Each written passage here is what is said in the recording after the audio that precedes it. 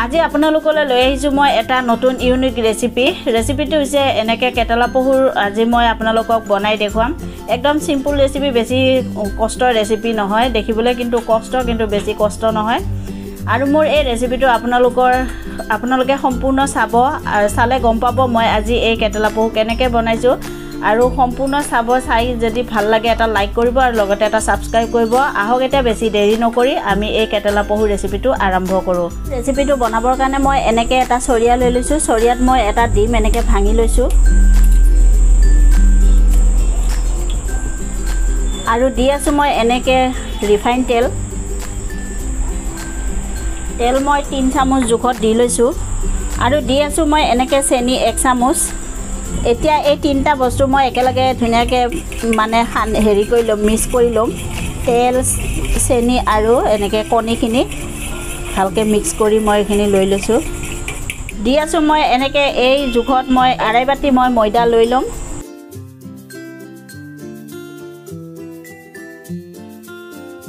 দিছো মই অকণমান চৌদা দি আছো মই এনেকৈ নিমখ আৰু দিছো বেকিং পাউডাৰ এতিয়া গুটেইখিনি মই ধুনিয়াকে মিক্স কৰি লম খুব ভাল এটা ইউনিক এটা ৰেচিপি বনাবৰ কাৰণে মই গৈ আছো আপোনালোকে ভালকৈ ভিডিওটো চাব আৰু চাই গম পাব মই আজি আপোনালোকক কি দেখুৱাই আছো আৰু কিমান ভাল লাগিব এই ৰেচিপিটো চাবৰ কাৰণে আৰু খাবলৈও ভাল লাগিব আপোনালোকেও বনাব মই যেনেকৈ বনাও তেনেকৈ আপোনালোকেও বনাব চাব আপোনালোকৰো খাই খুব ভাল লাগিব আৰু দেখিবলৈ ইমান ভাল লাগিব নহয় আৰু এনেকৈ মই চাওক গুটেইখিনি মিক্স কৰি ললো আৰু হাতৰ মুঠিত চাওক এনেকৈ হৈ গৈছে এনেকৈ হ'ব লাগিব তেতিয়া ভাল হয় আৰু ইয়াত মই এতিয়া অকণমান এনেকৈ গাখীৰ দি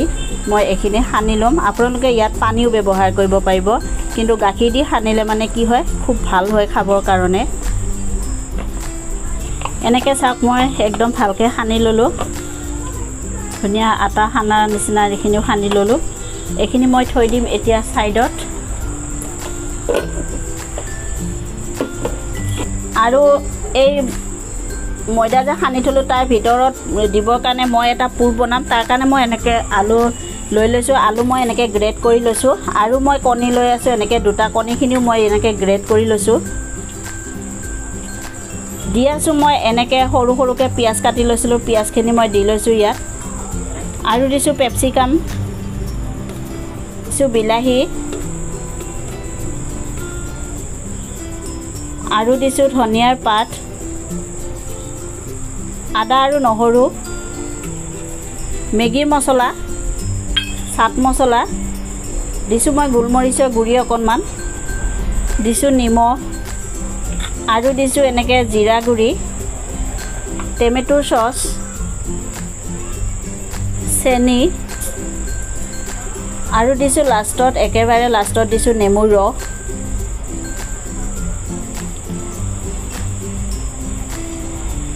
এতিয়া এখিনি মই ভালকৈ মিক্স কৰি লম এনেকৈ মিক্স কৰি ললো এতিয়া মই ইয়াৰ পৰা এটা এটা সৰু সৰুকৈ মই লাডু বনাই লম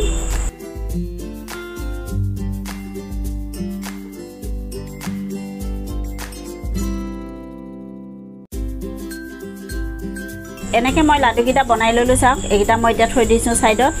আৰু মই আগতে এনেকৈ সানি থোৱা এই ময়দাখিনি মই লৈ লৈছো 10 মিনিটৰ কাৰণে থৈ দিছিলো 10 মিনিট হৈ গল চাওক মোৰ কি ধুনিয়া সফট হৈছে আৰু অকণমান মই এনেকৈ আকৌ এবাৰ মই ভালকৈ এখিনি সানি লম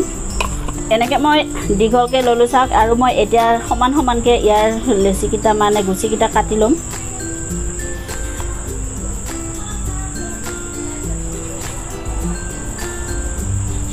এনেকৈ গুটেইকিটা গুচি মই ধুনিয়াকৈ গোল গোল কৰি ললো আৰু মই এতিয়া এটা গুচি এনেকৈ লৈ লৈছো লৈ মই এনেকৈ হাতেদি সমান কৰি লৈছো লৈ এইখিনি মই এনেকৈ কৰি লৈছো চাওক মানে এইখিনি গাঁত কৰি লৈছো মানে ভিতৰখিনি এইখিনি মই এনেকৈ গাঁত কৰি ললো লৈ মই ইয়াত এনেকৈ এই আলুৰ এই পুৰখিনি সুমুৱাই দিলো দি মই এখিনি ইয়াৰ ভিতৰত আলুখিনি সুমুৱাই দিম আৰু এখিনি ধুনিয়াকৈ এখিনি জয়েন কৰি দিম এনেকৈ সুমুৱাই ললো চাওক আৰু এখিনি ধুনিয়াকৈ এখিনি মই মুখখিনি ধুনিয়াকৈ মানে বন্ধ কৰি লৈছোঁ আৰু এতিয়া এইখিনি মই ধুনীয়াকৈ গোল কৰি ল'ম আৰু মই এতিয়া এইখিনি এনেকৈ ধুনীয়াকৈ দীঘল কৰি লৈছোঁ লৈ মই এইখিনি অকণমান এইখিনি মানে এফালে মোটা সাইজ কৰি দিছোঁ আৰু এফালে অকণমান চিকনা কৰি ৰাখিছোঁ মানে এইখিনি মানে মোটা আৰু এইখিনি অকণমান মানে দীঘলীয়া টাইপত ৰাখি দিছোঁ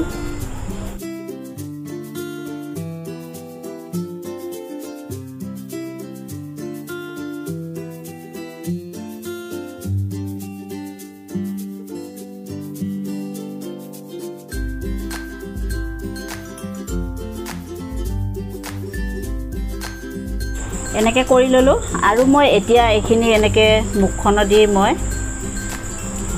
এনেকৈ কাটি দিছোঁ আৰু মই ইয়াত দি আছোঁ এনেকৈ চকু গোলমৰিচৰ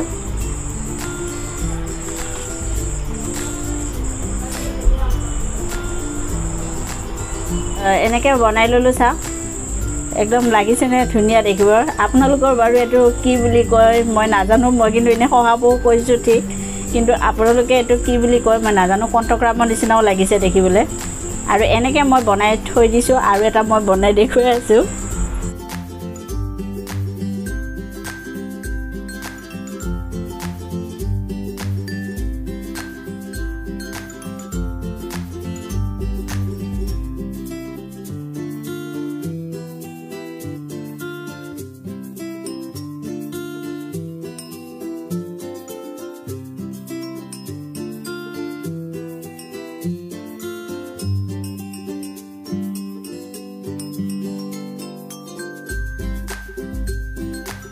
এনেকৈ চাওক ধুনীয়াকৈ মই এইখিনি এইটো এটা বনাই ল'লোঁ এনেকৈ মই গোটেইকেইটাও বনাই ল'ম এনেকৈ চাওক মই সম্পূৰ্ণ গোটেইকেইটা বনাই লৈছোঁ লাগিছে একদম ধুনীয়া লাগিছেনে দেখিবৰ কাৰণে আৰু মই এইকেইটা এতিয়া তেলত ভাজি ল'ম এনেকৈ তেলত ভাজিবৰ কাৰণে মই এনেকৈ চচপেনত তেল গৰম কৰি লৈছোঁ তেল মোৰ ধুনীয়া হিট হৈ গৈছে এতিয়া মই এটা এটা কৰি দি পেলাই এইখিনি ভাজি ল'ম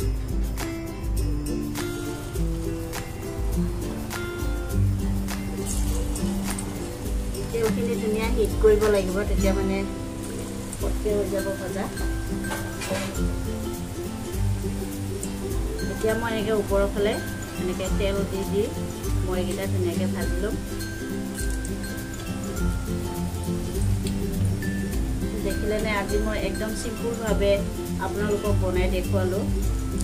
এনেকৈ চাওক মই ধুনীয়াকৈ ভাজি ল'লোঁ ভাজি লোৱাৰ পিছত দেখিছেনে ইয়াৰ ওপৰত একেবাৰে তেল নাই এতিয়া মই এইকেইটা নমাই ল'ম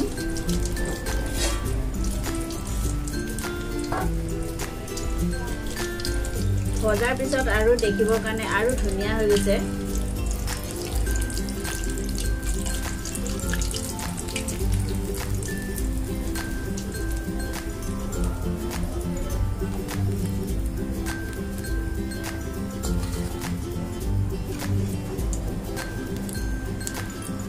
আকৌ মই এনেকৈ এইকেইটাও ভাজি ল'ম